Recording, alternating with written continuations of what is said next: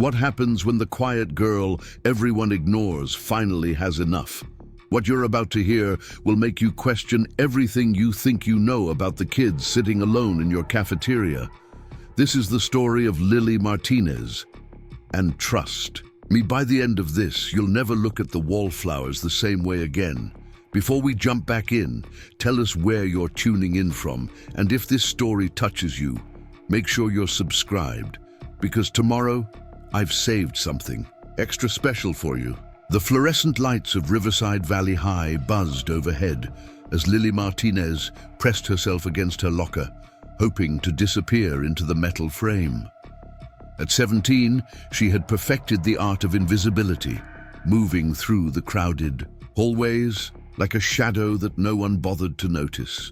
Her long black hair fell in waves past her shoulders, often used as a curtain to hide behind when the world felt too overwhelming. Today, like most days, she wore a simple sweater and jeans that seemed designed to help her blend into the background of teenage life. 6 months had passed since the Martinez family had packed up their life in Phoenix and moved to Pinewood, California. Her mother, Elena, had taken a position at Pinewood General Hospital, finally getting the nursing supervisor role she had worked toward for years.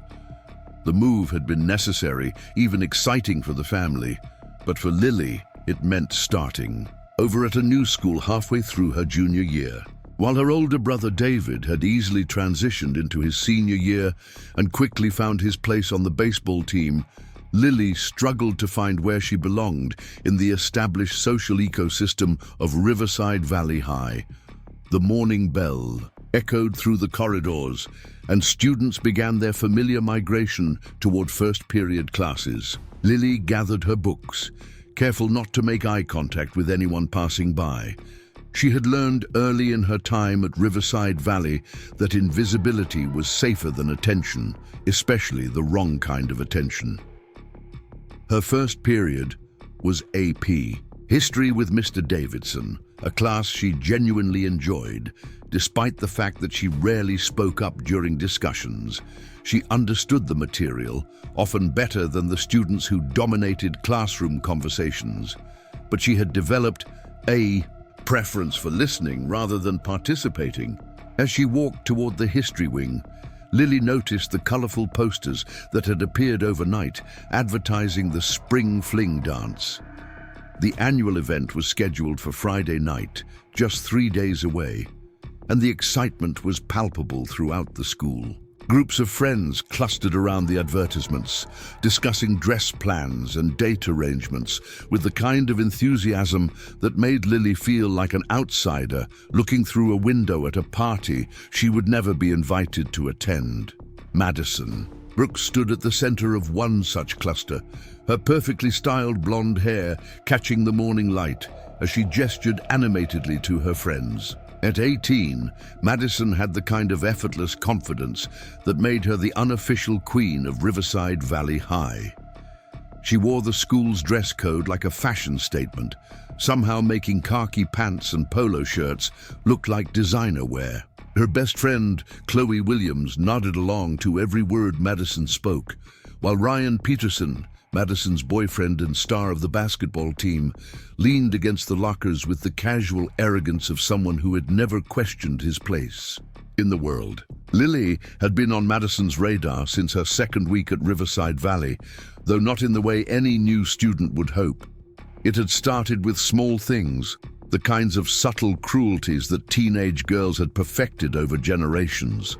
Comments about her clothes that were just loud enough for her to hear, exaggerated eye rolls when she answered questions in class, and the strategic placement of backpacks and purses to block empty seats when Lily looked for somewhere to sit in the cafeteria. Madison had claimed her territory around Lily's usual spots like a predator marking hunting grounds, making it clear that the new girl was not welcome in her domain.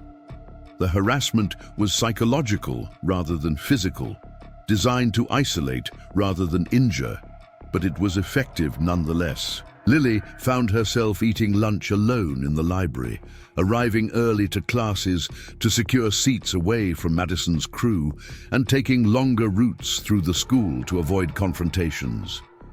The truth was, Lily could have changed her circumstances at any point during these 6 months. Back in Phoenix, she had spent 8 years training in competitive dance at Estrella Academy, one of the most prestigious dance studios in the Southwest. She had specialized in contemporary and jazz, but her training included ballet, hip-hop, Latin ballroom, and even some breakdancing techniques that she had picked up from older students. By the time she was 16, Lily had won regional competitions, performed in professional music videos, and had been offered scholarships to several elite dance conservatories. But dance had been tied to memories she was trying to leave behind. Her father had left when she was 15, walking out on the family without explanation or goodbye, and somehow the studio that had once felt like home began to feel like a reminder of everything that had fallen apart. When the opportunity came to start fresh in California, Lily had made the conscious decision to leave that part of herself in Arizona. She packed away her competition costumes, said goodbye to her dance family, and promised herself that she would find a new identity that didn't depend on the spotlight. Her mother and David knew about her background, of course, but they respected her decision to keep it private. Elena Martinez had watched her daughter struggle with the divorce and understood that sometimes healing required completely new beginnings. David occasionally urged his sister to join the school's dance team, or at least mention her experience to some of the performing arts students. But Lily always deflected these suggestions with a gentle but firm refusal. The morning progressed. With its usual rhythm, Lily navigated through AP History, where she contributed to a discussion about the Industrial Revolution only when directly called upon by Mr. Davidson. She endured Chemistry, where her lab partner barely acknowledged her existence, focusing instead on texting someone under the desk. During English Literature, she found genuine escape in the poetry unit they were studying, though she kept her interpretations to herself rather than risk drawing attention. Lunchtime arrived with its familiar anxiety. The cafeteria at Riverside Valley High was a carefully orchestrated social theater where every table represented a different tribe within the teenage ecosystem. Preparing and narrating this story took us a lot of time, so if you are enjoying it, subscribe to our channel. It means a lot to us. Now back to the story. The athletes claimed the tables near the windows. The drama kids gathered around the stage area. The honors students occupied the quiet corner near the faculty supervision station, and various other groups had established their territories through years of unspoken agreements. Lily had learned to navigate this landscape by taking her lunch to the library, where she could eat in peace while catching up on homework or reading ahead in her textbooks. Today, however, the library was closed for inventory, forcing her to brave the cafeteria social minefield.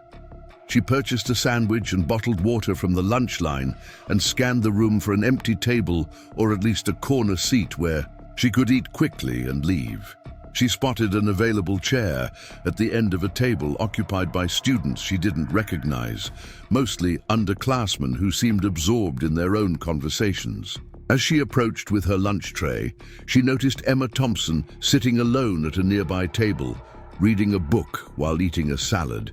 Emma was in her AP History class, and though they had never really spoken, Lily had noticed that she seemed kind and thoughtful during class discussions.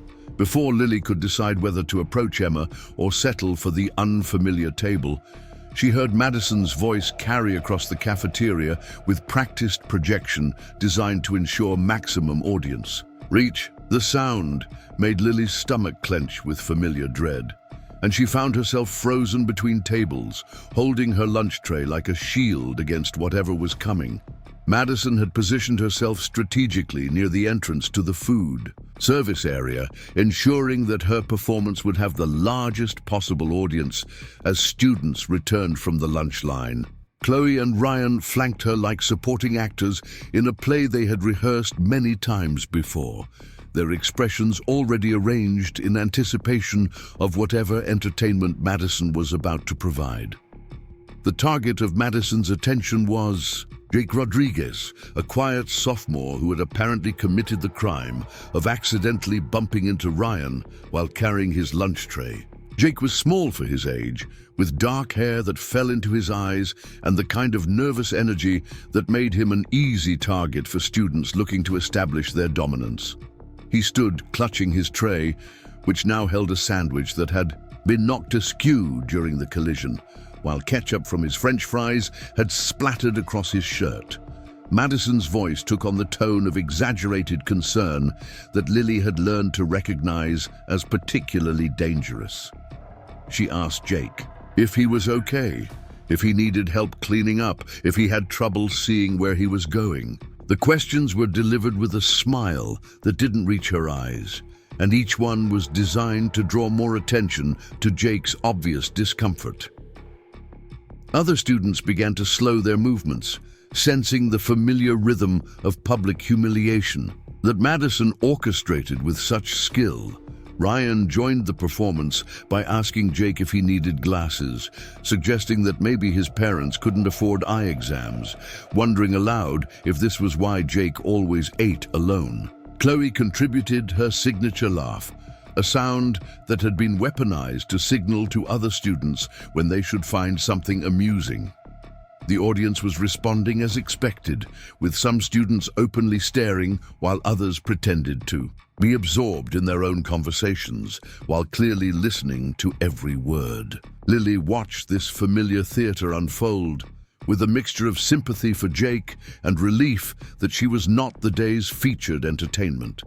She recognized the technique because she had been on the receiving end of similar performances, though Madison usually reserved her most public displays for students who were even more isolated than Lily herself. Jake represented the perfect victim, younger, smaller, with no apparent social connections to defend him or retaliate on his behalf.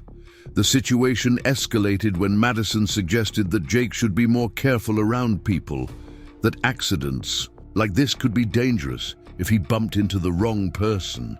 She gestured to Ryan, whose athletic build and varsity jacket served as an implied threat, though the language remained carefully within the bounds of plausible deniability. If a teacher intervened, Madison could claim she was simply helping Jake clean up and offering friendly advice about being more aware of his surroundings. Jake mumbled an apology, his face flushed with embarrassment as he tried to clean the ketchup from his shirt with paper napkins that only seemed to spread the stain further. The sight of his hands shaking slightly as he attempted to salvage his lunch triggered something in Lily that she had been suppressing for months. She thought about all the times she had watched similar scenes play out, all the moments when she had been grateful that someone else was absorbing Madison's attention, all the instances when she had chosen her own safety over basic human decency. Without fully realizing she was moving, Lily found herself walking toward the confrontation. Her legs carried her forward despite her mind's protests, and before she could reconsider, she was standing beside Jake's table with her own lunch tray, still in her hands. The movement was so unexpected that Madison actually paused mid-sentence, her perfectly choreographed performance interrupted by an actor who wasn't supposed to be part of the scene. Emma Thompson looked up from her book, clearly surprised to see Lily inserting herself into a situation that had nothing to do with her. Several other students stopped their conversations entirely, sensing that the familiar script was about to deviate in an interesting way. Jake looked up at Lily with confusion and something that might have been hope, though he seemed afraid to trust that someone was actually stepping in to help him. Madison recovered from her surprise quickly, her smile sharpening as she realized she had been presented with an even better target than Jake. Lily Martinez had been avoiding direct confrontation for months, flying under the radar through careful invisibility. But now she had voluntarily stepped into the spotlight. The opportunity was too good for Madison to resist, especially with such a large audience present to witness whatever humiliation she was about to deliver. The cafeteria had grown noticeably quieter, with conversations trailing off as students sensed that something significant was about to happen. Even the lunch staff seemed to have slowed their movements, though whether from awareness of the tension or simple coincidence was unclear. Lily could feel dozens of eyes focused on her, and the familiar urge to retreat and disappear almost overwhelmed her resolve to help Jake. But as she looked at the sophomore's grateful expression, still tinged with embarrassment, but now holding a spark of hope that someone might actually stand up for him, Lily realized that she had reached a point where walking away would cost her more than staying. She had spent 6 months watching Madison hurt people, 6 months being grateful that someone else was the target, 6 months choosing her own comfort over doing what was right. The weight of those choices had been building inside her like pressure in a sealed container, and Jake's situation had finally provided the catalyst for release. Madison stepped closer to Lily, her territorial instincts triggered by this unexpected challenge to her authority. The Queen Bee had been challenged in front of her court, and the response would need to be swift and decisive to maintain the social order that kept her in power. Chloe moved to flank Madison on one side, while Ryan positioned himself on the other, their formation designed to intimidate through implied threat and social superiority. The confrontation that followed would become the stuff of Riverside Valley High legend, though no one present could have predicted how dramatically the balance of power was about to shift. Lily Martinez had spent 6 months hiding her light under a bushel, but some lights are too bright to remain hidden forever. The quiet girl who had eaten lunch alone in libraries and taken the long way to class to avoid confrontation was about to remind everyone that still waters run deeper than anyone imagined. Madison's voice cut through the cafeteria silence like a blade designed for maximum damage. Her tone carried the practiced cruelty of someone who had perfected the art of public humiliation over years of social dominance. She looked Lily up and down with exaggerated surprise, as if noticing her for the first time, though everyone present knew that Madison had been systematically targeting the quiet transfer student for months. "Well, well," Madison announced, her voice projected to ensure that even students at the far corners of the cafeteria could hear every word. "Look who finally decided to join the conversation. I didn't know you could actually speak, Lily. I was starting to think you were mute or something." The comment drew the expected chuckles from her immediate circle, though the laughter felt forced even to those producing it. Lily felt her heart hammering against her ribs, but she forced herself to maintain eye contact with Madison. Every instinct screamed at her to apologize, to back down, to return to the safety of invisibility that had protected her for the past 6 months. But Jake was still standing there with ketchup stains on his shirt and hope in his eyes. And something inside Lily refused to let her abandon him the way she had abandoned so many others. "I can speak just fine," Lily replied, surprised by the steadiness in her own voice. "I just choose not to waste words on conversations that don't matter." The response was mild by most standards, but in the context of Riverside Valley High's social hierarchy, it represented a direct challenge to Madison's authority that no one had dared to make in recent memory. The cafeteria fell even quieter, if such a thing was possible. Students who had been pretending to focus on their own lunches now abandoned all pretense and turned to watch the confrontation unfold. Several people discreetly pulled out their phones, recognizing that they might be witnessing something worth recording for later social media distribution. Chloe Williams stepped forward slightly, her role as Madison's lieutenant requiring her to provide backup in moments like these. Her laugh was sharp and artificial, designed to signal to the watching crowd that Lily's response was amusing rather than threatening. "Oh my God, did she just try to be clever? That's so cute. I didn't know they taught sass at whatever discount school you came from." The reference to Lily's previous school, and by extension her family's economic circumstances, was calculated to sting. Madison's crew had perfected the art of attacking people's insecurities while maintaining plausible deniability about their intentions. If a teacher overheard and questioned them, they could claim they were simply making conversation about Lily's educational background. Ryan Peterson contributed his part to the performance by examining Lily with exaggerated interest, as if she were a specimen under a microscope. His athletic build and social status made him an intimidating presence, and he had learned to use both effectively in situations like these. "Maybe she's trying to impress someone," he suggested with a smirk. "Think she has a crush on Jake here? Is that why you're defending your boyfriend?" The suggestion was designed to humiliate both Lily and Jake while creating a narrative that would follow them through the hallways for weeks to come. High school social dynamics thrived on romantic speculation, and the implication that two outcasts had found each other would provide entertainment for students who needed someone to look down upon. Jake's face turned an even deeper shade of red, and he started to stammer a denial, but Lily cut him off with a gentle but firm gesture.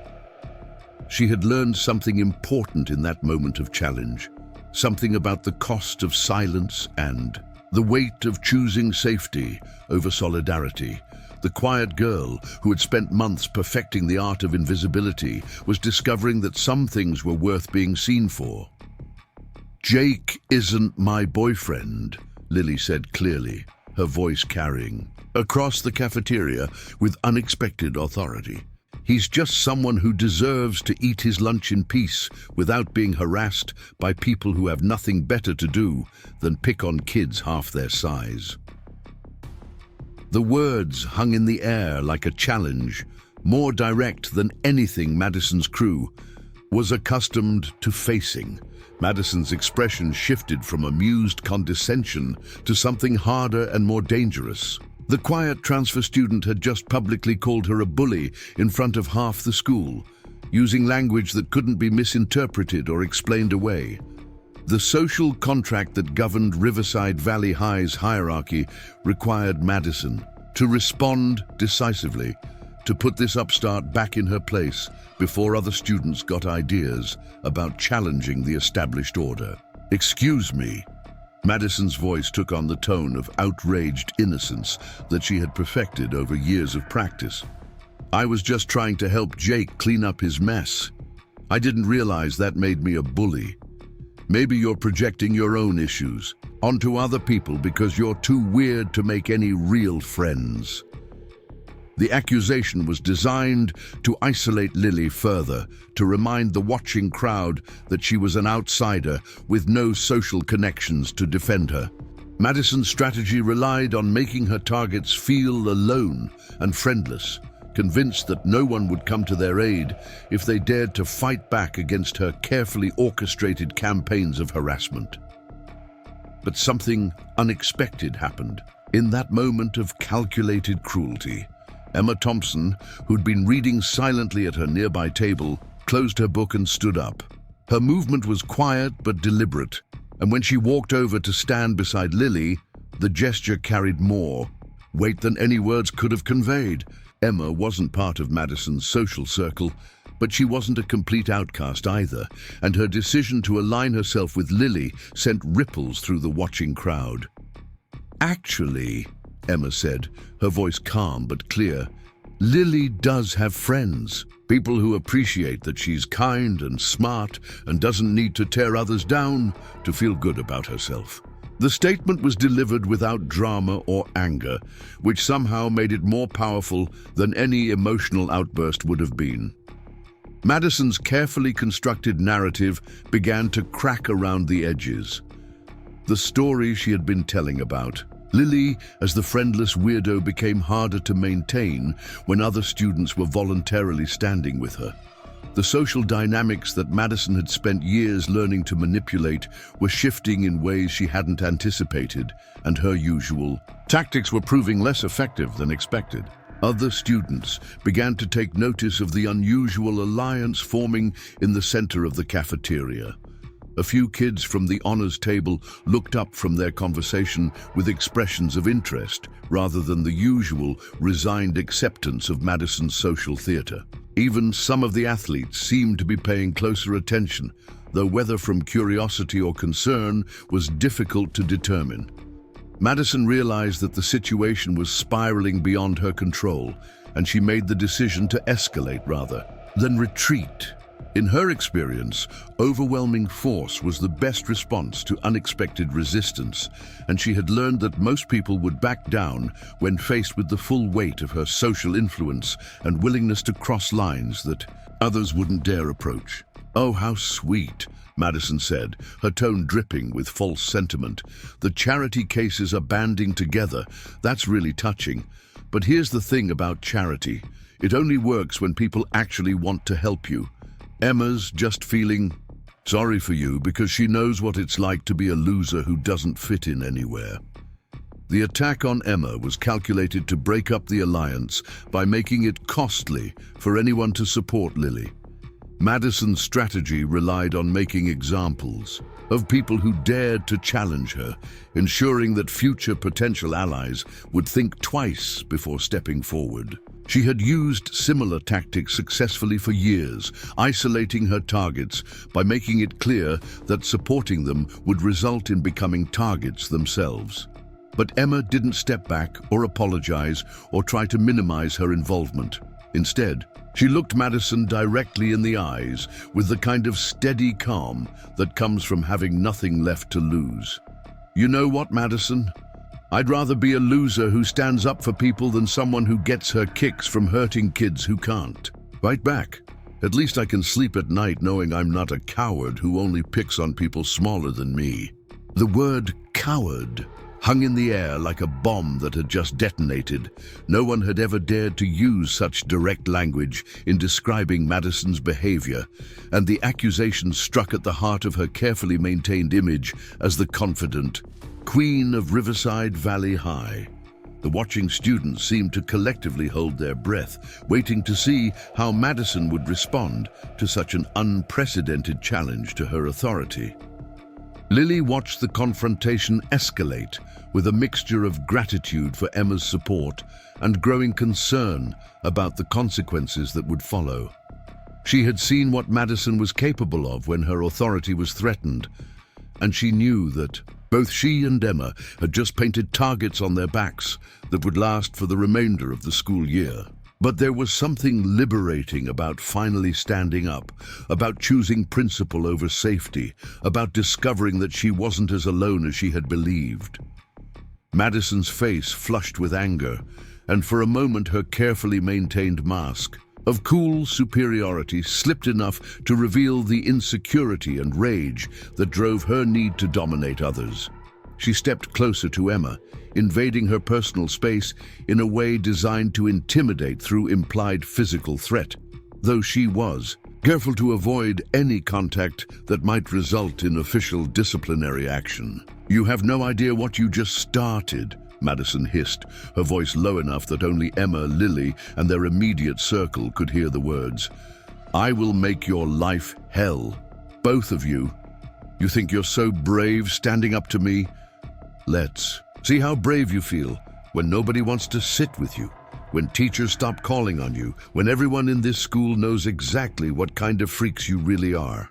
The threat was delivered with the confidence of someone who had successfully executed similar campaigns many times before. Madison's power at Riverside Valley High extended beyond her immediate friend group to include a network of students who owed their social standing to her approval. Teachers who found it easier to maintain classroom peace by accommodating her preferences, and administrators who had learned that Madison's parents were influential enough to make their lives difficult if their daughter was unhappy. But threats only work when the people receiving them believe in the threatening party's power to follow through, and something fundamental had shifted in the cafeteria dynamic. The watching students had seen Emma voluntarily ally herself with Lily despite knowing the potential consequences, They had witnessed two supposed outcasts stand their ground against the school's most feared social predator. The narrative of Madison's invincibility had developed its first visible crack, and cracks have a tendency to spread under pressure. Jake Rodriguez, who had been standing frozen throughout the entire confrontation, finally found his voice. His words came out quietly at first, barely audible above the cafeteria's ambient noise, but they carried the weight of months of accumulated humiliation and fear. "She's right," he said, looking at Madison with something that might have been courage or might have been desperation. "You are a coward. You only pick on people who won't fight back." The statement from Jake represented a complete breakdown of the social order that Madison had worked so carefully to establish. If even the most powerless students were willing to challenge her authority, then the foundation of her influence was crumbling in ways that threatened her entire identity. Madison had built her sense of self around being feared and respected, and watching that structure collapse in real time triggered a level of panic that she struggled to hide. Ryan Peterson stepped forward, his role as Madison's enforcer, requiring him to provide physical intimidation when social pressure proved insufficient. His presence was designed to remind everyone present that challenging Madison meant potentially facing consequences beyond social ostracism, though he was careful to maintain the pretense that he was simply supporting his girlfriend rather than threatening other students. "I think you need to watch how you talk to people," Ryan said, directing his words toward Jake, but speaking loudly enough for the entire cafeteria to hear. "Accidents happen when people don't know their place, and it would be really unfortunate if someone got hurt because they couldn't keep their mouth shut."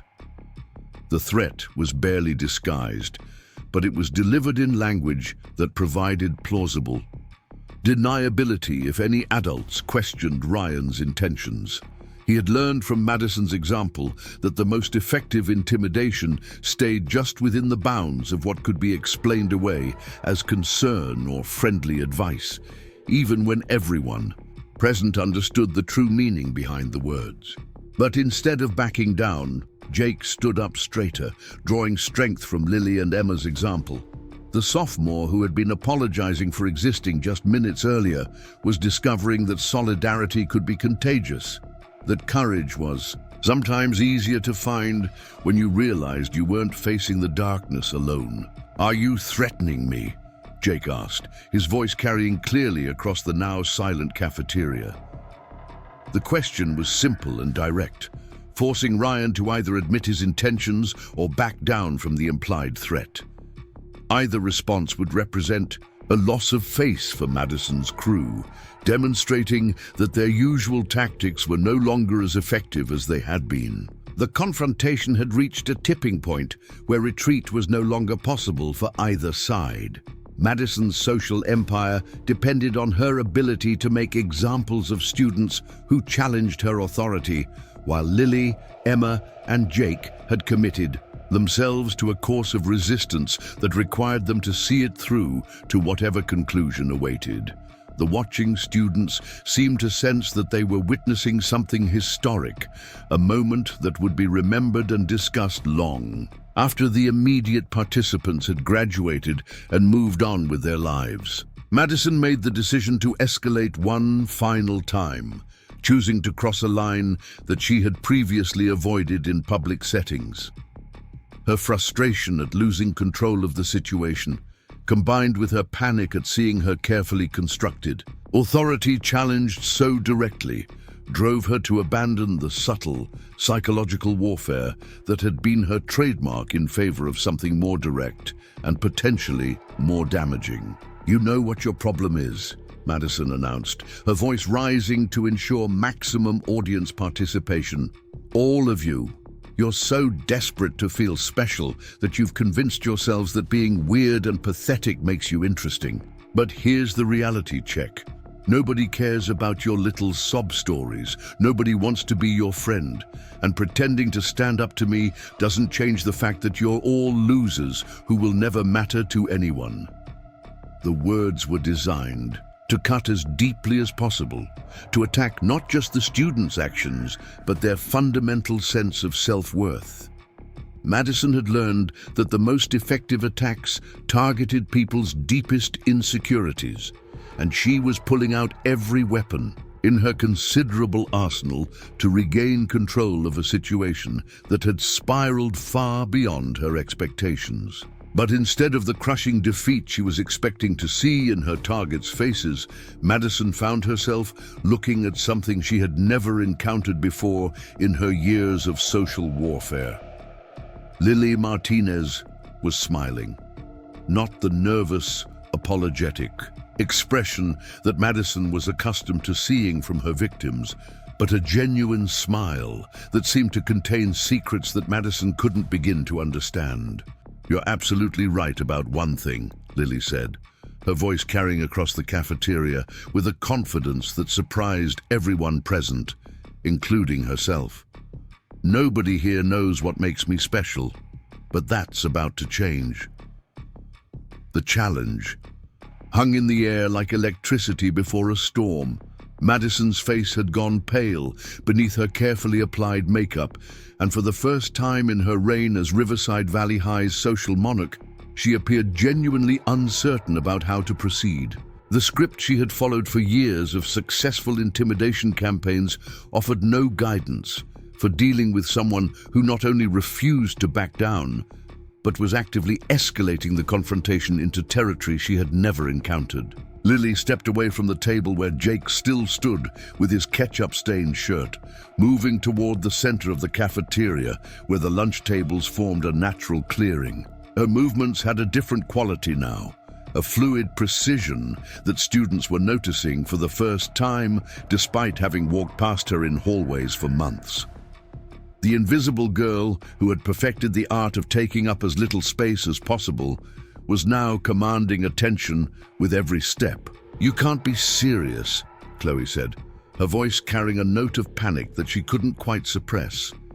The carefully orchestrated social theater that had defined her friendship with Madison was veering into improvisation, and she lacked the skills to adapt to circumstances that weren't covered in their usual playbook of harassment techniques. But Lily wasn't looking at Chloe anymore. Her attention had shifted to something beyond the immediate confrontation, something that seemed to exist in a space between memory and possibility. Students throughout the cafeteria could see the transformation occurring in real time, watching as someone they had dismissed as insignificant began to embody a presence that demanded recognition. Emma Thompson pulled out her phone, not to record, for social media entertainment, but because she sensed that she was about to witness something extraordinary. Other students began to follow her lead, though whether from genuine anticipation or simple reflex was unclear.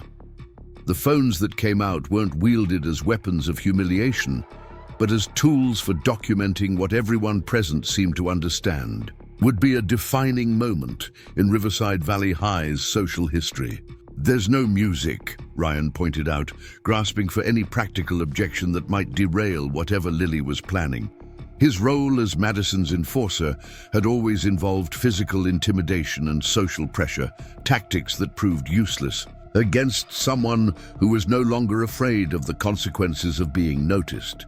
Lily smiled at the observation, and the expression transformed her face in ways that made several students realize they had never actually seen her smile before. The quiet girl who had navigated their hallways like a ghost was revealing herself, to be someone with depths that no one had bothered to explore. "I don't need music," she said simply. "Real dancers can find rhythm in anything: heartbeats, breathing, the sound of footsteps on linoleum. Music is just one tool among many, and sometimes silence is more powerful than any song." The statement carried an authority that came from years of training and performance experience. Students who had dismissed Lily's claims as desperate fiction began to reconsider their skepticism as they observed the confidence and knowledge that informed her words. Professional dancers talked about their art differently than amateurs, and Lily's casual reference to advanced concepts suggested a level of expertise that couldn't be easily faked. Madison made one last, desperate attempt to regain control of the situation before it slipped beyond her ability to influence. "This is stupid," she announced, her voice carrying across the cafeteria with forced authority.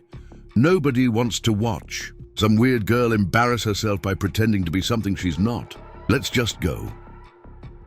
But nobody moved. The students who had spent months following Madison's social cues were now focused entirely on Lily, drawn by the promise of revelation and the dramatic tension that had built throughout their confrontation. Even Madison's closest allies seemed reluctant to leave before discovering whether Lily's claims would prove legitimate or expose her as a fraud desperate to escape humiliation.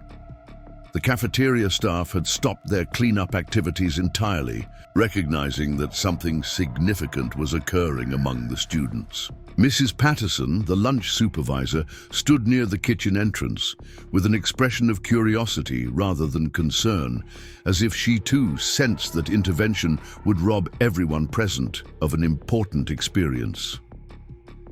Lily closed her eyes for a moment, reaching back through months of deliberate suppression to reconnect with the part of herself that she had tried to abandon. The discipline and muscle memory that had been developed through 8 years of intensive training hadn't disappeared during her time at Riverside Valley High. They had simply been waiting for permission to emerge from the protective shell she had constructed around them. When she opened her eyes, something fundamental had shifted. The nervous energy that had characterized her movements for months was gone, replaced by a centered calm that seemed to radiate outward from her core. Students throughout the cafeteria could see the change, though few of them possessed the vocabulary to articulate what they were observing. Lily began to move. The first gesture was so subtle that some students missed it entirely, a simple shift of weight from one foot to the other that somehow contained more grace and intention than most people achieved in their most deliberate actions. But those who were paying close attention could see that every movement was precise, controlled, and flowing seamlessly into the next motion in a way that suggested years of refinement and practice. What followed was unlike anything the students of Riverside Valley High had ever witnessed in their cafeteria or anywhere else within the school's walls. Lily's body moved through space with a fluidity that seemed to defy the normal limitations of human anatomy, each gesture flowing into the next with seamless precision that spoke to thousands of hours of dedicated training. She began with contemporary techniques, movements that emphasized emotional expression through controlled abandon and dramatic use of space. Her arms swept through the air in patterns that seemed to tell stories without words, while her legs supported her weight in positions that required both strength and flexibility that most people could never achieve. The invisible girl who had spent months making herself smaller was now expanding to fill every inch of the space around her. But contemporary was just the beginning. As Lily warmed to her performance, she began incorporating elements from other disciplines that had been part of her training at Estrella Academy.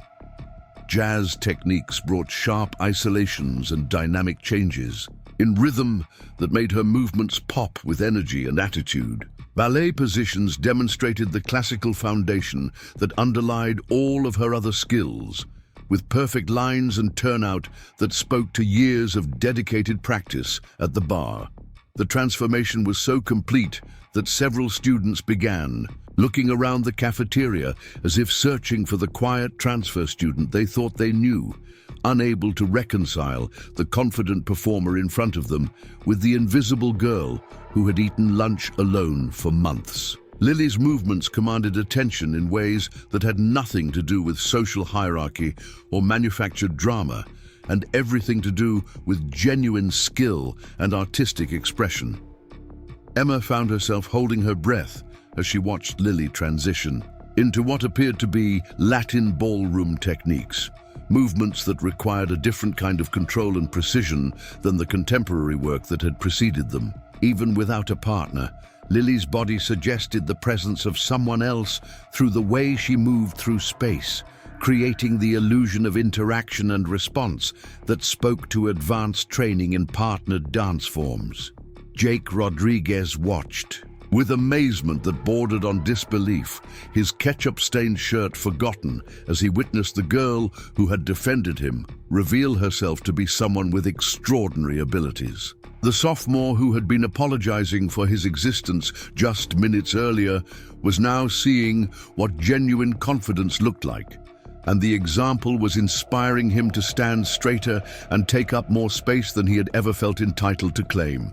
Madison stood frozen near the lunch line, her carefully constructed worldview crumbling as she watched someone she had dismissed as powerless demonstrate skills that commanded genuine respect and admiration. The social dynamics that had governed her interactions with other students were based on manufactured superiority and implied threats, tactics that proved meaningless when confronted with authentic excellence that couldn't be diminished or dismissed. But Lily wasn't finished. As her impromptu performance continued, she began incorporating elements that pushed the boundaries of what most people considered traditional dance. Hip-hop isolations brought urban edge to her movement vocabulary, while break-dancing techniques that she had learned from older students at Estrella Academy demonstrated power and athleticism that few people in the cafeteria could have imagined her possessing. The most shocking moment came when Lily dropped into a perfect freeze, balancing her entire body weight on one forearm while extending her legs in a position that required core strength and spatial awareness that took years to develop. The position held for several seconds, long enough for every phone in the cafeteria to capture the image, before she flowed seamlessly back into standing movements that incorporated elements from every discipline she had trained in. Chloe Williams found herself applauding before she realized what she was doing, her automatic response to witnessing genuine skill overriding her loyalty to Madison's campaign of harassment. The sound of her clapping seemed to break some invisible barrier that had been preventing other students from expressing their amazement. And soon, the entire cafeteria was erupting in spontaneous applause that had nothing to do with social obligation, and everything to do with recognition of extraordinary talent. The applause grew louder as more students joined in, creating a sound that had never been heard in the Riverside Valley High cafeteria before. This wasn't the polite recognition given to mediocre performances during school assemblies or the manufactured enthusiasm of pep rallies. This was genuine appreciation for something remarkable, something that transcended the usual categories of high school social interaction. Ryan Peterson found himself clapping along with everyone else, his role as Madison's enforcer temporarily forgotten in the face of something that demanded respect regardless of social allegiances. The athletic confidence that had always defined his identity paled in comparison to the demonstration of skill and artistry he had just witnessed, and he was beginning to understand why Lily had been so confident during their earlier confrontation. But perhaps the most telling reaction came from the dance team members who were present in the cafeteria. Sarah Martinez, the team captain, stood near the windows with an expression of amazement that bordered on disbelief. She had trained with some of the best dancers in California and had never seen anyone their age demonstrate such a complete command of so many different styles. The technical proficiency was impressive enough, but the artistic maturity and performance quality suggested someone with professional level experience. "Oh my God," Sarah said to her teammate Jessica Chen, her voice barely audible above the continuing applause. "She's incredible. I've never seen anything like that outside of professional performances. How is she not on our team? How did we not know about this?" The questions highlighted something important about the social dynamics that had governed Lily's experience at Riverside Valley High. Her invisibility hadn't been the result of lacking anything worth noticing. It had been a deliberate choice that concealed extraordinary abilities from a community that would have embraced them enthusiastically if they had known they existed. As the applause finally began to die down, Lily stood in the center of the cafeteria with her breathing slightly elevated, but otherwise showing no signs of the physical exertion that her performance had required. The months of avoiding attention had ended with a demonstration that made invisibility impossible, and she could see in the faces around her that everything about her experience at Riverside Valley High was about to change. Madison remained silent. Near the lunch line, her usual arsenal of cutting remarks rendered useless by the undeniable evidence of Lily's claims. The quiet transfer student had just proven herself to be someone with genuine accomplishments and respected skills, someone who commanded attention and admiration in ways that Madison had never achieved through her campaigns of intimidation and social manipulation. Emma approached Lily with an expression of wonder that seemed to speak for many of the students present. "That was absolutely incredible," she said, her voice carrying genuine enthusiasm that had nothing to do with social calculation or strategic alliance building. "I've never seen anything like that. You're really professionally trained, aren't you?" The question gave Lily an opportunity to share more details about her background, details that further established her credibility and helped explain the extraordinary level of skill she had just demonstrated. "I started at Estrella Academy when I was 9, she said, her breathing returning to normal as she talked. "It's one of the most competitive studios in the Southwest. I was training 6 days a week, sometimes 8 hours a day during competition season." The specifics resonated with students who had their own experiences with elite-level training in various disciplines. 8 hours a day, 6 days a week represented a level of commitment that most teenagers couldn't imagine sustaining. And it explained the technical proficiency and artistic maturity that had been evident in Lily's performance. "Why didn't you try out for our dance team?" Sarah Martinez asked, approaching from her table near the windows. As team captain, she was always looking for talented dancers who could help maintain Riverside Valley High's reputation for excellence in competition. "We could really use someone with your background and training." It was a fair question, and one that Lily had been asking herself as she watched the team practice in the gymnasium during her free periods. The answer was complicated, tied up with her reasons for leaving Phoenix and her misguided attempt to reinvent herself as someone completely different. "I thought I wanted to leave that part of my life behind," Lily admitted. "Dancing was associated with some painful memories, and I convinced myself that starting over meant abandoning everything that had made me feel confident and capable. But I was wrong about something important." She paused, looking around the cafeteria at faces that were now focused on her with genuine interest and respect, rather than the dismissive indifference that had characterized her first 6 months at Riverside Valley High. The transformation in how others saw her was dramatic, but the change in how she saw herself was even more significant. "I thought hiding my abilities would make it easier to fit in," Lily continued, "but all it did was make me smaller.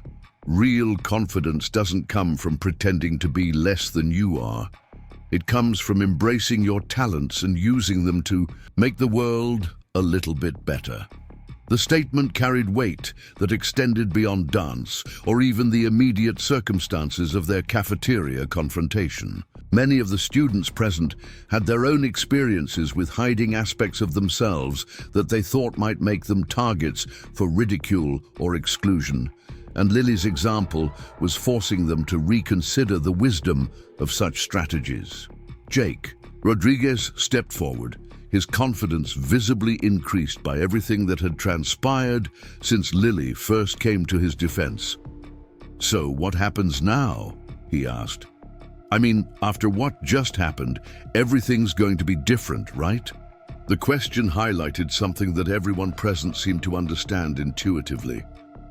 The social dynamics that had governed Riverside Valley High for years had been fundamentally altered by Lily's revelation and demonstration.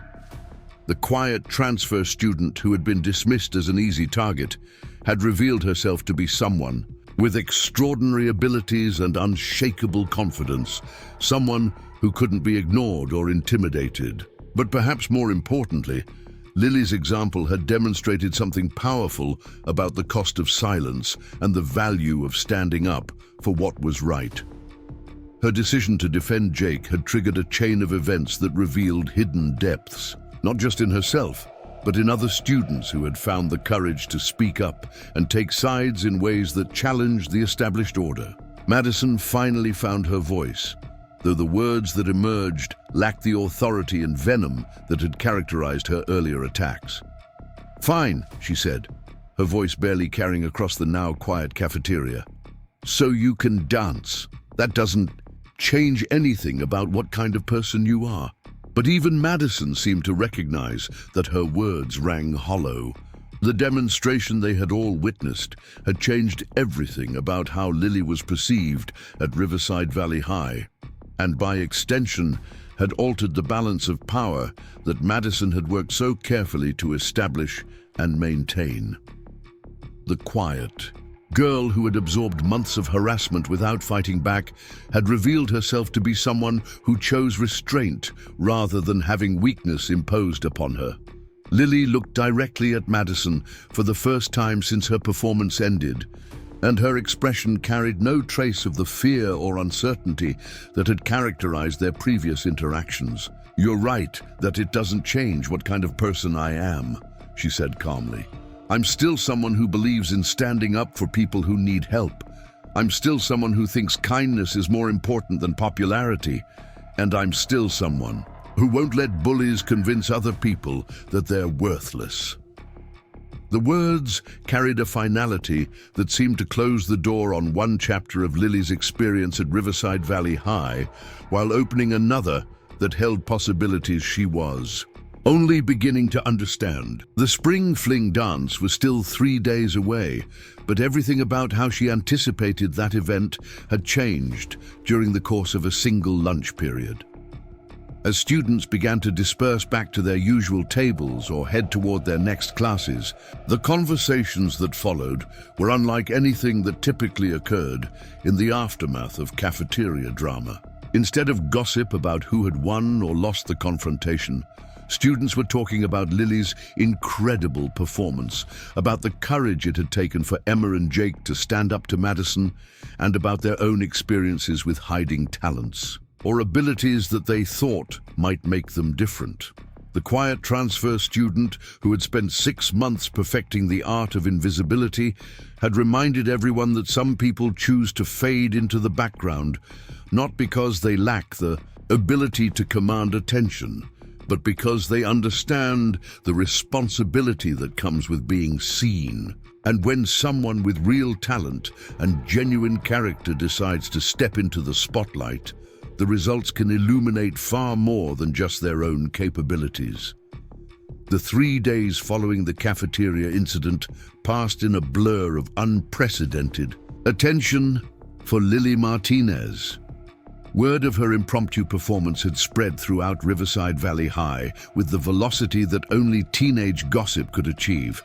But the conversations surrounding her revelation carried a different quality than the usual social media drama that typically dominated hallway discussions. Students who had never spoken to her before were approaching with genuine curiosity about her background, while others who had witnessed the confrontation were sharing their own stories about hidden talents and abandoned dreams. Sarah Martinez had cornered Lily before first period on Thursday morning with an offer that would have seemed impossible just days earlier. The dance team captain stood by Lily's locker with an expression of determination that suggested she wouldn't be taking no for an answer easily.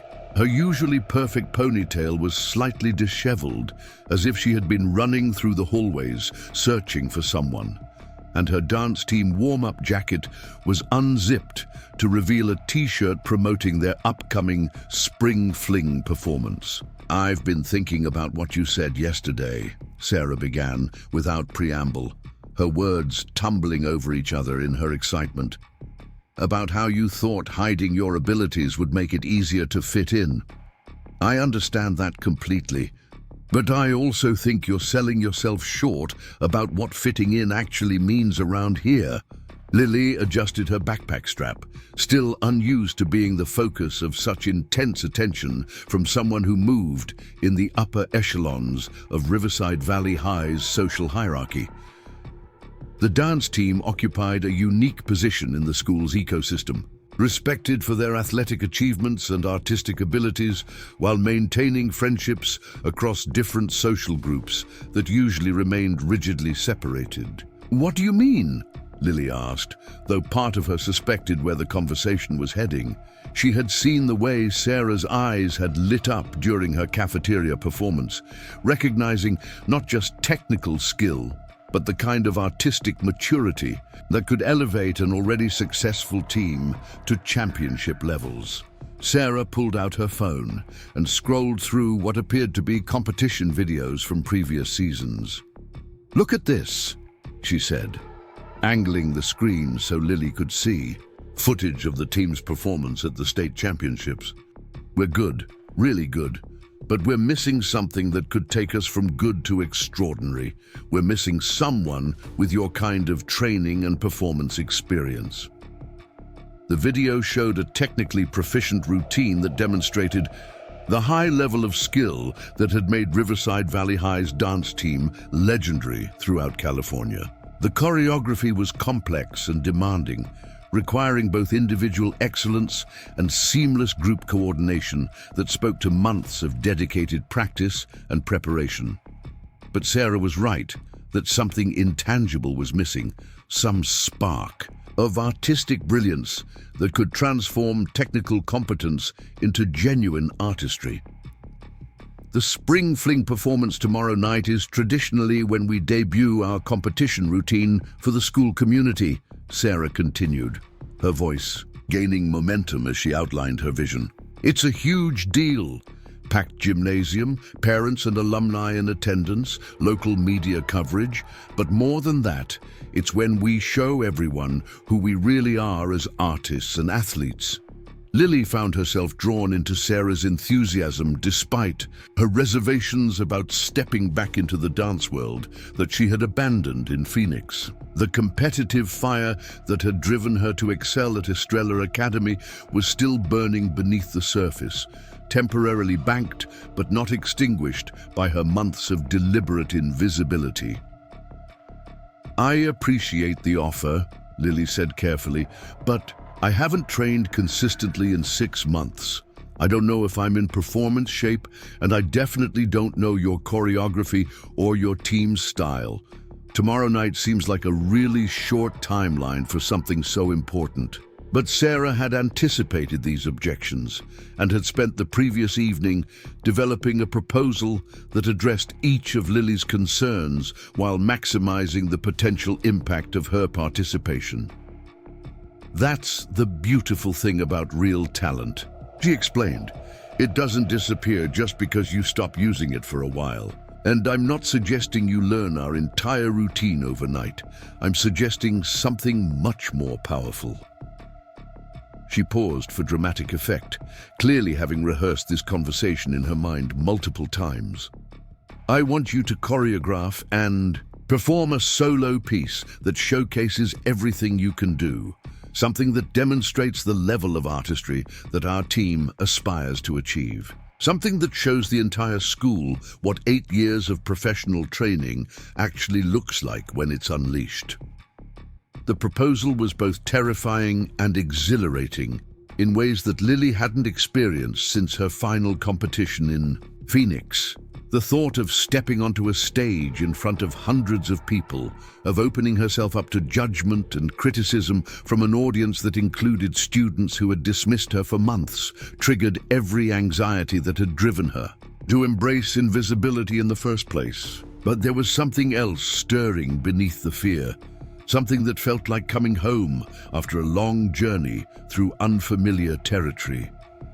The part of herself that had been suppressed for 6 months was responding to the possibility of expression, of movement, of the indescribable joy that came from translating music and emotion into physical form that could touch hearts and change minds. "I don't have music prepared," Lily said, though even as she spoke the words, she could feel her resistance beginning to crumble. "I don't have a costume or any of the technical elements that make a performance really work. And I definitely don't have the confidence to perform solo in front of people who have spent months thinking I'm some kind of social outcast." Sarah's smile suggested that she had expected this response and had solutions ready for every practical concern that Lily might raise. "The music part is easy," she said, pulling up her contacts list on her phone. "My cousin Marcus is a DJ who specializes in dance competitions. He has access to every piece of performance music ever recorded, and he can edit something custom for you if you have specific requirements." She scrolled to another contact, clearly having prepared for this conversation more thoroughly than Lily had realized. "Costumes are handled by my mom, who designs and creates all of our competition outfits. She's incredible at working with short timelines, and she's been dying to create something for a solo performer with your level of technical ability."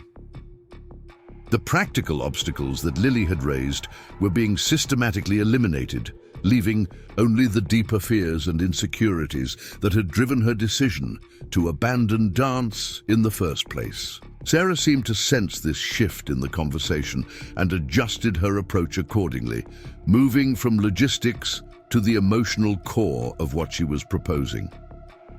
"But most importantly," Sarah continued, her voice becoming more serious, "you already proved in the cafeteria that you have the confidence to perform in front of people who have underestimated you.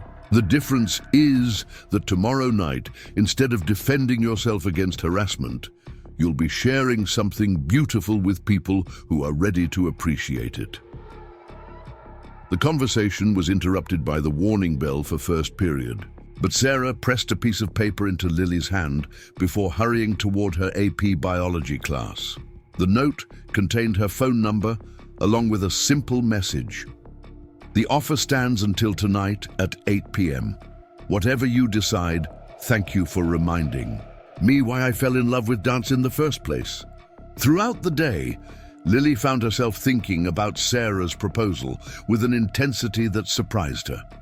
During AP History, she found herself mentally choreographing movement sequences that would work with the piece of music that had been playing in her mind since her conversation with Sarah. In chemistry, she caught herself marking rhythm patterns on her desk while her lab partner droned through their analysis of molecular structures. Even during lunch, which she spent at Emma's table surrounded by new friends who had emerged in the aftermath of her confrontation with Madison, her attention kept drifting to possibilities and creative choices that she hadn't considered in months. Emma noticed her distraction and eventually asked directly what was occupying so much of her mental energy. When Lily explained Sarah's offer, Emma's response was immediate and enthusiastic in ways that helped clarify the decision that had been forming throughout the day. "You have to do it," Emma said without hesitation, "not just because you're incredibly talented, which you obviously are, but because this school needs to see what real artistry looks like. Most of us have never been exposed to the kind of training and skill that you demonstrated yesterday, and experiencing it in a formal performance setting would be life-changing for a lot of people." Jake Rodriguez, who had become a regular member of their newly formed lunch group, nodded his agreement with Emma's assessment. His confidence had grown noticeably since the cafeteria incident, and he was beginning to speak up in ways that would have been unthinkable just days earlier. "Plus," he added, "after what happened with Madison, everyone's going to be paying attention to see what you do next. This would be an amazing way to show that you're not going to hide anymore." The observation carried weight that extended beyond the immediate question of whether to perform at Spring Fling. Lily's confrontation with Madison had indeed established her as someone who refused to be intimidated or silenced, but it had also created expectations about her willingness to continue standing in the spotlight rather than retreating to the safety of invisibility. That evening, Lily sat in her bedroom, staring at Sarah's phone number while music played softly from her laptop speakers. She had spent the afternoon exploring her iTunes library, rediscovering pieces that had soundtracked some of her most successful performances at Estrella Academy. Each song carried memories of competitions won and artistic breakthroughs achieved, but also of the family turmoil that had eventually driven her away from everything she loved about dance. Her mother, Elena, knocked softly on the door before entering with 2 cups of tea and the patient expression that had helped their family navigate the difficult months following their move to California. She sat on the edge of Lily's bed, without speaking, waiting for her daughter to share whatever was weighing so heavily on her mind. "Sarah Martinez wants me to perform a solo at the Spring Fling dance tomorrow night," Lily said eventually, her voice carrying the confusion and uncertainty that had been building throughout the day. "It would be my first time on stage since Phoenix, my first time performing for people who know me as the quiet girl who eats lunch alone." Elena sipped her tea thoughtfully, considering not just the immediate question, but the broader implications of her daughter's potential return to the art form that had defined so much of her identity before their family crisis. "What does your heart tell you?" she asked simply. It was a question that cut through all the practical considerations and social anxieties to focus on the essential issue of what Lily truly wanted, rather than what she thought she should want. The answer had been growing clearer throughout the day, despite her attempts to rationalize reasons for declining Sarah's offer. "My heart says yes," Lily admitted. "My heart says that hiding has been more painful than whatever consequences might come from being seen. My heart says that I miss dancing more than I've been willing to admit, even to myself." Elena smiled with the satisfaction of a mother who had watched her daughter struggle with self-imposed limitations for months and was finally seeing signs of breakthrough. "Then I think you have your answer," she said. "The rest is just logistics, and we Martinez women have never let logistics stand in the way of pursuing our dreams." The conversation with her mother provided the final push that Lily needed to make the call to Sarah. When she dialed the number at 7:30 p.m., her hands were shaking slightly, but her voice was steady as she accepted the challenge that would either mark her triumphant return to the art form she loved or expose her to humiliation in front of the entire school community. The next 24 hours passed in a whirlwind of preparation that reminded Lily why she had fallen in love with dance in the first place. Sarah's cousin Marcus proved to be a master of his craft, editing together a piece of music that began with haunting contemporary melodies and gradually built to incorporate elements from every style that Lily had trained in. The result was a sonic journey that provided opportunities for her to demonstrate the full range of her abilities, while maintaining the emotional coherence that separated great performances from mere technical exhibitions. Sarah's mother turned out to be as talented as advertised, creating a costume that somehow managed to be both elegant and dynamic, suitable for the flowing movements of contemporary dance, while accommodating the sharp isolations and athletic demands of jazz and hip-hop techniques. The color palette shifted from deep blues to vibrant purples to electric greens, designed to catch the stage lights in ways that would enhance rather than distract from Lily's movement quality. But perhaps most importantly, the process of preparing for the performance had reconnected Lily with the aspects of dance that had originally captured her imagination. The hours spent in the dance studio after school, working through choreographic possibilities and refining movement sequences, reminded her that dance was more than just physical exercise or competitive achievement. It was a language for expressing emotions that couldn't be captured in words, a way of communicating truth through movement that transcended the usual barriers of age and social status and cultural background. Friday evening arrived with an excitement that Lily hadn't experienced. Since her competition days in Phoenix, the gymnasium had been transformed into something approaching a professional theater, with lighting equipment borrowed from the drama department and sound systems that could accommodate everything from intimate acoustic performances to high-energy dance music. The Spring Fling dance was clearly a major event in the Riverside Valley High social calendar, with students arriving in formal attire that rivaled what she had seen at professional galas. Madison Brooks entered the gymnasium wearing a dress that had probably cost more than most families spent on clothing in an entire year, accompanied by Chloe and Ryan and several other members of their social circle. But something had changed in the dynamic between them since the cafeteria confrontation. The easy confidence that had characterized Madison's interactions with her followers seemed forced now, as if she was working harder to maintain their attention and loyalty than had been necessary in the past. More significantly, other students were no longer automatically deferring to Madison's preferences about who was worth their attention and respect. The revelation of Lily's background and abilities had shifted the social landscape in ways that went beyond individual relationships to challenge the fundamental assumptions about how status and influence were determined at Riverside Valley High. Emma Thompson arrived wearing a dress that complemented rather than competed with her natural beauty, accompanied by Jake Rodriguez, who had surprised everyone by asking her to be his date with a confidence that would have been unthinkable just a week earlier. The sophomore who had been apologizing for his existence was learning to stand taller and speak louder, inspired by Lily's example of what became possible when someone refused to be diminished by other people's expectations.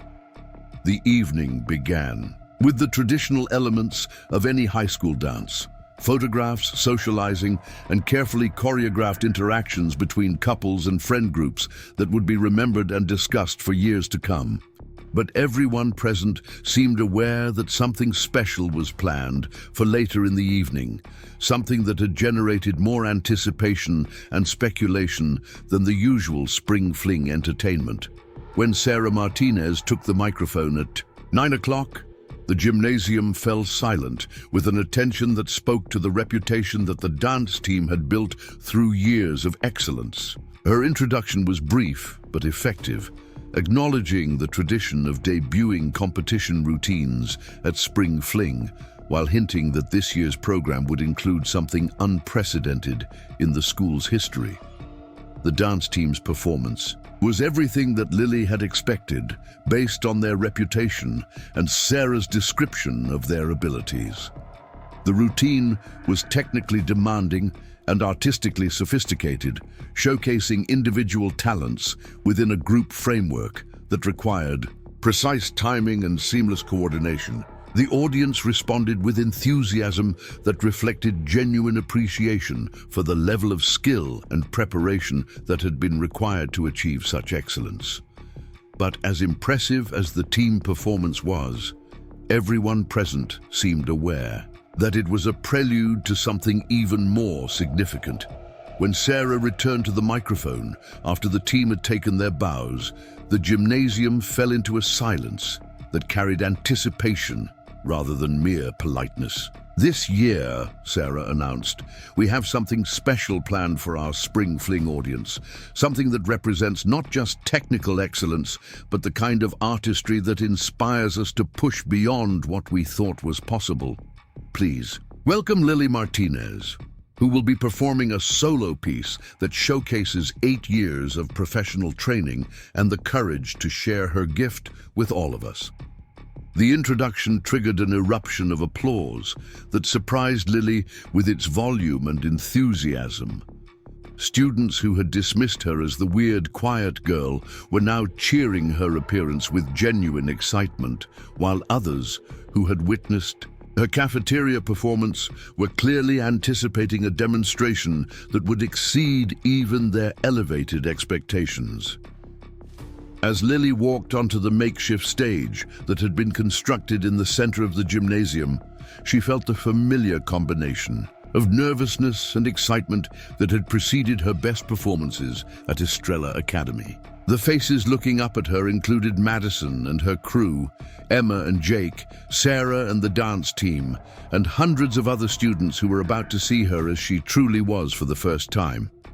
The music began with the haunting contemporary melodies that Marcus had selected to open her piece, and Lily felt herself slip into the meditative state that had always preceded her most successful performances. The months of suppressing her identity as a dancer fell away like discarded clothing, and she began to move with the fluidity and precision that had once made her a regional champion. What followed was 5 minutes of pure artistry that left the gymnasium audience speechless. Lily's performance took them on a journey through every style she had mastered, from the emotional vulnerability of contemporary work to the sharp precision of jazz techniques to the athletic power of hip-hop and break-dancing elements. But more than just a technical demonstration, her routine told a story about hiding and revelation, about the cost of invisibility and the courage required to be seen. The piece built to a climax that incorporated some of the most demanding techniques in her repertoire, including aerial work that required her to launch herself into the air and land in controlled positions that demonstrated years of strength, training, and spatial awareness. The gymnasium erupted in gasps and cheers as students witnessed moves that most of them had only seen in professional performances or music videos. But perhaps the most powerful moment came at the end, when the music faded to silence and Lily stood in the center of the stage with her arms extended and her head held high. No longer the invisible girl who had tried to disappear into the walls, but someone who commanded attention and respect through the sheer force of her talent and authenticity. The silence that followed lasted for several seconds, as if the audience needed time to process what they had just witnessed. Then the gymnasium exploded in applause that went on for minutes, with students rising to their feet in a standing ovation that acknowledged not just technical excellence, but the courage it had taken for Lily to share such an intimate part of herself with people who had spent months not really seeing her at all. Madison Brooks remained seated during the standing ovation, her expression unreadable as she watched the girl she had tried to diminish receive recognition that no amount of social manipulation could have achieved. The quiet transfer student had done something that Madison had never accomplished despite years of effort. She had earned genuine respect and admiration from their peers through excellence rather than intimidation. As Lily left the stage and was surrounded by congratulatory classmates, she caught sight of Emma and Jake beaming with pride at their friend's triumph. Sarah Martinez was crying with joy at having witnessed the kind of artistry that she had dreamed of bringing to their program. Even students who had never spoken to Lily before were approaching with expressions of amazement and respect. The spring Bling dance continued for another 2 hours, but everyone present understood that they had witnessed something that would be remembered long after the music ended and the decorations were taken down. Lily Martinez had reminded them that some people choose invisibility not because they lack the ability to shine, but because they understand the responsibility that comes with being seen. And when someone with real talent and genuine character finally decides to step into the spotlight, the results can illuminate possibilities that no one had imagined before. As the evening wound down and students began to leave the gymnasium, Lily found herself standing near the spot where she had performed, still wearing her costume, but now surrounded by new friends and opportunities that would have seemed impossible just a week earlier. The quiet girl who had spent 6 months perfecting the art of invisibility had become someone who could no longer hide, someone whose light was too bright to be contained by the small space she had tried to occupy. The dance was over, but Lily Martinez's real performance at Riverside Valley High was just beginning. The Monday morning following Spring Fling arrived with an atmosphere at Riverside Valley High that felt fundamentally different from anything in the school's recent history. Students who typically spent their pre-class time absorbed in their phones or engaged in the usual social positioning that characterized teenage interactions were instead gathered in animated clusters discussing what they had witnessed Friday night. The performance that had been intended as a simple solo demonstration had become the catalyst for conversations about authenticity, hidden potential, and the courage required to reveal one's true self in environments that often punished differentness. Lily arrived at school to find her locker surrounded by handwritten notes, small gifts, and requests for autographs that would have seemed absurd just a week earlier. The transformation from invisible transfer student to recognized artist had occurred so rapidly that she was still adjusting to the reality of being seen and appreciated for abilities that she had convinced herself were better kept hidden. Each note represented someone who had been moved by her performance, someone who had recognized something in her dancing that spoke to their own experiences with concealment and revelation. Among the messages was a formal letter from Principal Williams requesting a meeting to discuss opportunities for Lily to contribute to the school's performing arts programs in ways that would benefit both her continued development and the broader student community. The recognition from the administration represented validation that extended beyond peer approval to institutional acknowledgement of her exceptional abilities and potential impact on Riverside Valley High's reputation for excellence in the arts. Sarah Martinez found Lily, before first period, with an excitement that had clearly kept her awake for most of the weekend. The dance team captain carried a folder full of competition registration forms, scholarship applications, and correspondence from college recruiters who had somehow already learned about Friday night's performance through the network of coaches and scouts that monitored high school talent throughout California. "I've never seen anything like the response to your performance," Sarah said, her words tumbling over each other in her enthusiasm.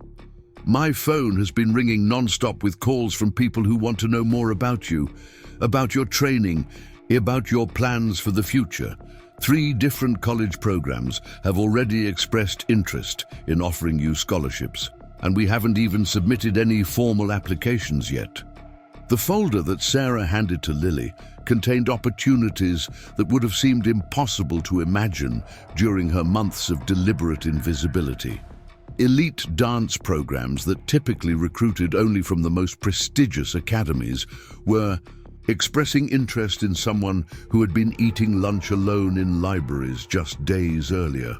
The contrast between her recent isolation and the sudden abundance of possibilities was almost overwhelming in its scope and implications. But perhaps more significantly, Sarah's folder also contained a petition signed by over 200 students requesting that Lily be given a featured role in the school's upcoming spring musical production.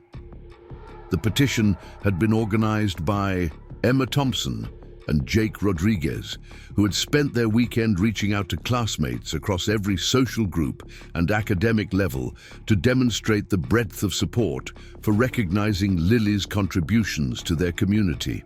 "This isn't just about your dancing ability," Sarah explained as Lily reviewed the petition signatures.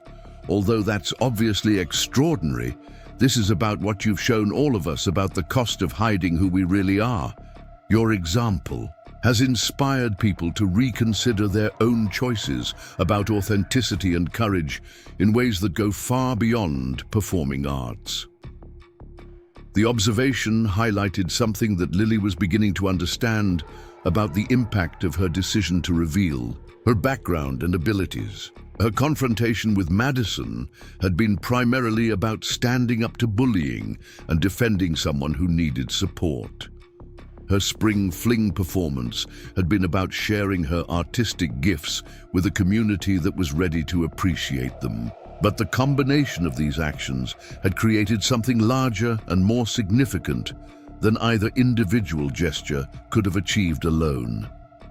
Students throughout Riverside Valley High were beginning to share their own stories about talents they had hidden, dreams they had abandoned, and aspects of their identities that they had suppressed in the name of fitting in or avoiding attention. The art hallway that had previously displayed only the work of students enrolled in formal art classes was now showcasing pieces from athletes who painted in their spare time, musicians who composed original songs, writers who had been crafting poetry and fiction without sharing it with anyone. Marcus Thompson, the saxophone player who had joined their lunch table after the cafeteria confrontation, had started an informal jazz ensemble that met after school to explore musical arrangements that went beyond the traditional band curriculum. His initiative had attracted participants from across the school's social spectrum, including several students who had never considered themselves musically inclined,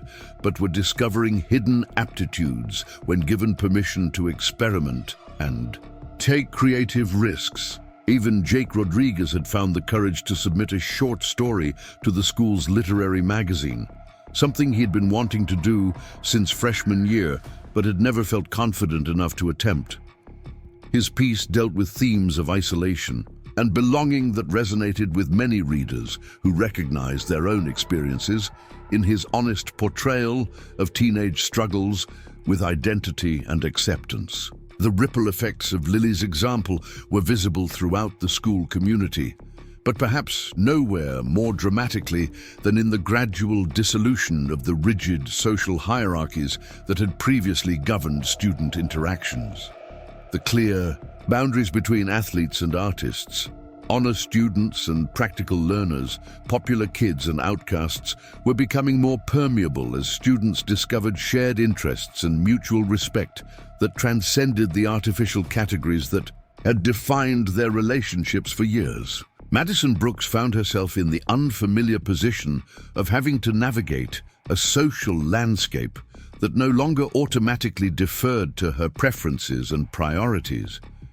The power that she had wielded through intimidation and exclusion was proving ineffective in an environment where students were increasingly willing to stand up for themselves and others, inspired by Lily's example of what became possible when someone refused to be diminished by external pressure.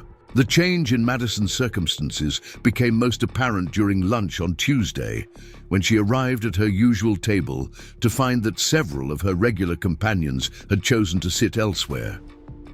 Chloe Williams remained loyal, but her support seemed motivated more by habit than genuine enthusiasm for Madison's continued campaigns of social manipulation. Even Ryan Peterson appeared distracted, his attention frequently drawn to conversations at other tables where students were discussing creative projects and collaborative opportunities rather than gossip and strategic alliances. Lily observed these shifting dynamics from her new position at a table that had expanded to accommodate friends from diverse backgrounds who had been drawn together by shared values rather than social convenience. Emma Thompson sat beside her reviewing college brochures for programs that combined her interests in literature and social justice. Jake Rodriguez was sketching character designs for a graphic novel that he had begun developing with encouragement from his new creative writing teacher. Sarah Martinez joined them whenever her dance team obligations allowed, bringing updates about competition preparations and recruitment opportunities that seemed to multiply daily. The conversation at their table reflected the broader changes occurring throughout Riverside Valley High, with students sharing discoveries about their own capabilities and dreams that had been dormant during years of focusing primarily on fitting in rather than standing out. The fear of being different that had kept so many talented individuals hidden was gradually being replaced by recognition that their differences were actually sources of strength and community enrichment. This transformation was most visible during the school's weekly talent showcases, which had previously attracted only a small audience of dedicated supporters watching performances by the same reliable group of participants. The showcases following Lily's Spring Fling performance drew packed audiences eager to discover what other hidden talents their classmates might be ready to reveal. The variety and quality of performances had increased dramatically, with students sharing abilities ranging from classical violin to beatboxing to spoken word poetry that addressed social issues with sophistication and passion. One particularly memorable showcase featured a collaborative piece created by students from the art department, drama club, and technology team working together to produce a multimedia presentation about the immigrant experience in America. The project had been inspired by conversations that began in the aftermath of Madison's racist comments to Lily, but had evolved into something much more comprehensive and impactful than anyone had initially envisioned. The presentation combined visual art, dramatic monologues, musical compositions, and technological innovations to create an immersive experience that challenged audience members to consider perspectives they might never have encountered otherwise. The collaboration itself demonstrated the kind of cross-cultural and interdisciplinary cooperation that was becoming increasingly common as students discovered shared humanity beneath surface differences that had previously seemed insurmountable. Principal Williams attended that particular showcase and was visibly moved by both the artistic quality and social consciousness demonstrated by the student participants. Her brief remarks afterward acknowledged that Riverside Valley High was experiencing something unprecedented in her 20-year career as an educator, a genuine cultural shift toward authenticity and mutual support that was transforming not just individual students, but the entire institutional atmosphere. The recognition from school administration was gratifying, but perhaps even more meaningful to Lily was the gradual change she observed in students who had previously been targets of bullying or social exclusion. The quiet kids were speaking up more frequently in class discussions. The artistically inclined students were displaying their work with pride rather than apology. The academically focused students were sharing their knowledge in ways that helped rather than intimidated their classmates. Most significantly, a culture of protection and advocacy was developing among students who had learned from Lily's example, that standing up for others was not only morally important, but also practically effective in creating the kind of community where everyone could thrive. Incidents of harassment and exclusion were becoming increasingly rare, not because they were being punished more severely by authority figures, but because they were being challenged immediately by peer intervention that made such behavior socially unacceptable. This peer accountability was tested most dramatically when a group of seniors attempted to revive some of Madison's old tactics by targeting a freshman who had recently transferred from another state. The harassment lasted exactly 1 day before. It was shut down by coordinated response from students across multiple grade levels, who had learned that allowing cruelty to flourish diminished everyone's sense of safety and belonging. Emma Thompson played a particularly important role in organizing this intervention, drawing on leadership skills that had been developing since she first chose to stand beside Lily during the cafeteria confrontation. Her ability to build coalitions across social groups and her talent for articulating shared values in ways that inspired action rather than mere agreement had established her as an informal advocate for students who needed support navigating the complexities of high school. Social dynamics. Jake Rodriguez had undergone perhaps the most visible transformation of anyone in their extended friend group. The sophomore who had been apologizing for his existence just weeks earlier was now serving as a mentor for younger students who were struggling with confidence and belonging issues. His willingness to share his own experiences with bullying and isolation combined with his natural empathy and growing artistic abilities, made him particularly effective at helping others find their voices and develop resilience.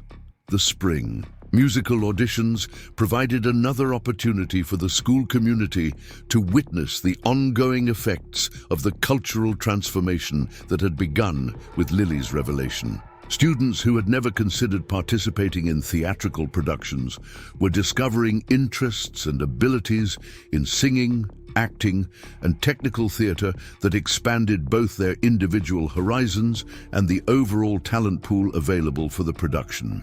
Lily herself auditioned for a lead role, despite having no formal training in musical theater, her dance background providing a foundation that she was able to build upon with remarkable speed and effectiveness.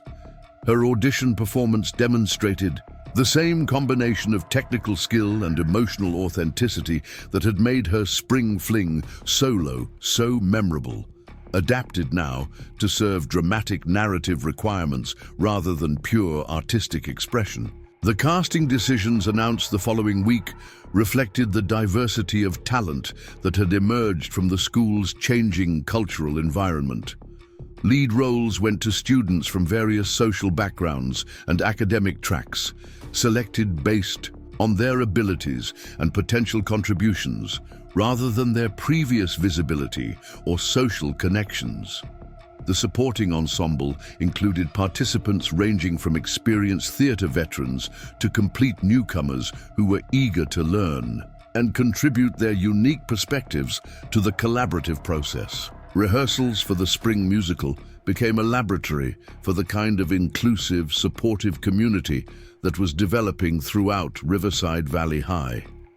Students with different strengths worked together to solve creative challenges, with experienced performers mentoring newcomers, while also learning from fresh perspectives and innovative approaches that emerged from diverse backgrounds and viewpoints. Madison Brooks auditioned for the musical as well, though her participation seemed motivated more by an attempt to reclaim some measure of social relevance than by genuine interest in theatrical arts.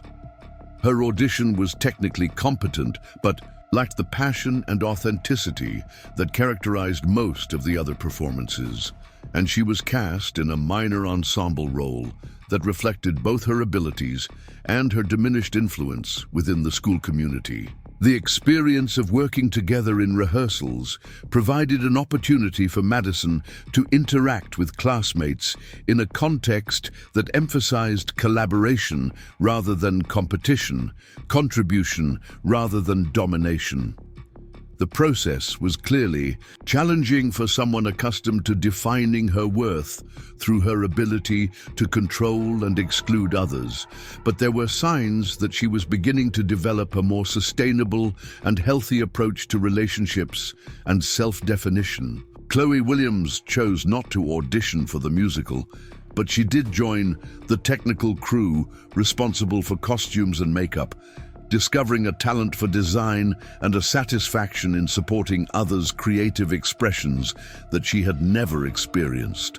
During her years as Madison's lieutenant, her transformation was quieter than some others, but no less significant in terms of personal growth and community contribution. Ryan Peterson surprised everyone by auditioning for and receiving a substantial supporting role that required both singing and acting abilities he'd apparently been developing privately for years.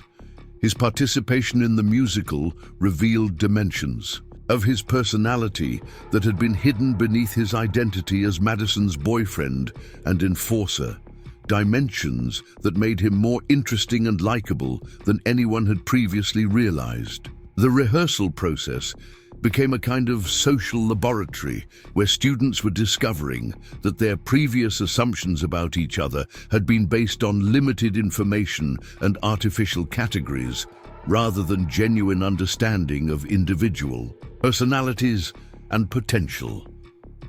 Former enemies were finding common ground in shared creative goals, while longtime friends were discovering new depths in relationships they had thought they already understood completely. As the weeks passed and the spring musical took shape, it became clear that the production would serve as both artistic achievement and symbolic representation of the transformation that had occurred at Riverside Valley High since Lily's decision to reveal her true self and stand up for what was right. The collaborative spirit that characterized every aspect of the production reflected the broader cultural shift toward authenticity, mutual support, and inclusive excellence that was becoming the new normal for their school community. The opening night performance in May drew the largest audience in the school's theatrical history, with students, families, and community members gathering to witness not just a musical production, but a celebration of what became possible when talented individuals were encouraged to share their gifts without fear of judgment or exclusion. The quality of the performances exceeded everyone's expectations, but more importantly, the joy and pride visible in every participant's face demonstrated the profound satisfaction that came from being seen and appreciated for their authentic selves.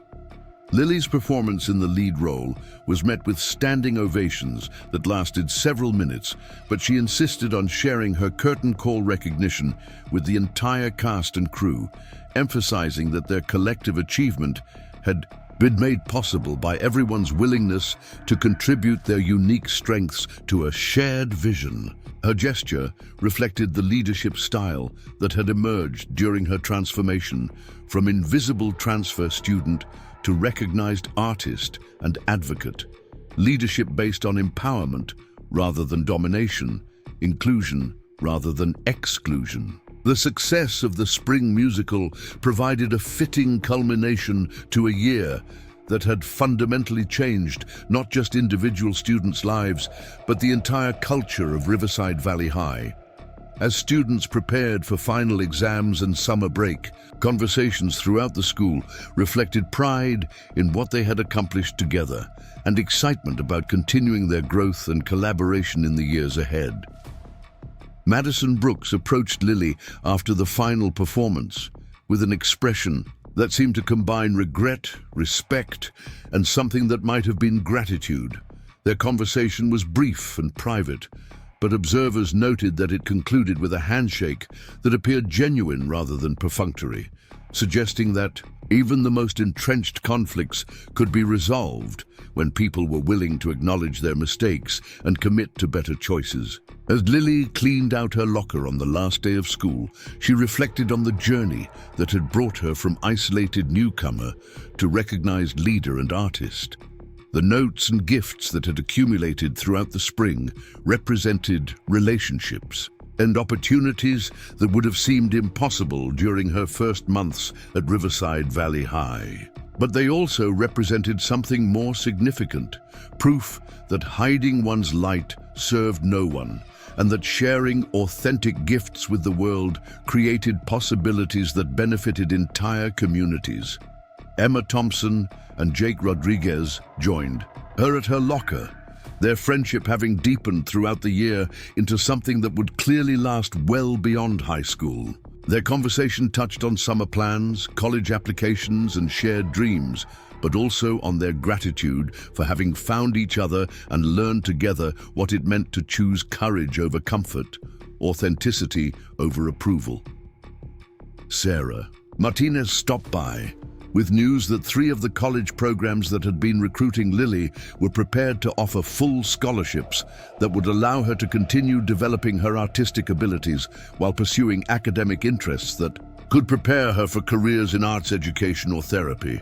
The opportunities represented validation of her talents and potential, but also recognition of the character and leadership qualities that had emerged during her transformation from invisible to inspirational. As the school year officially ended and students began their summer vacations, Lily Martinez could look back on a journey that had taken her from hiding in shadows to dancing in spotlights, from eating lunch alone to sitting at tables surrounded by friends, from absorbing harassment to advocating for justice, but perhaps most importantly, Her experience had demonstrated that some people choose invisibility, not because they lack the ability to shine, but because they need time to understand that their light is strong enough to illuminate not just their own path, but the way forward for entire communities. The quiet girl who had arrived at Riverside Valley High, convinced that fitting in required making herself smaller, had discovered that true belonging came from being authentically, courageously, unapologetically herself. And in the process, she had reminded everyone around her that the most powerful transformations begin with a single person's decision to stop hiding and start shining. Up next, you've got two more standout stories right on your screen. If this one hit the mark, you won't want to pass these up. Just click and check them out.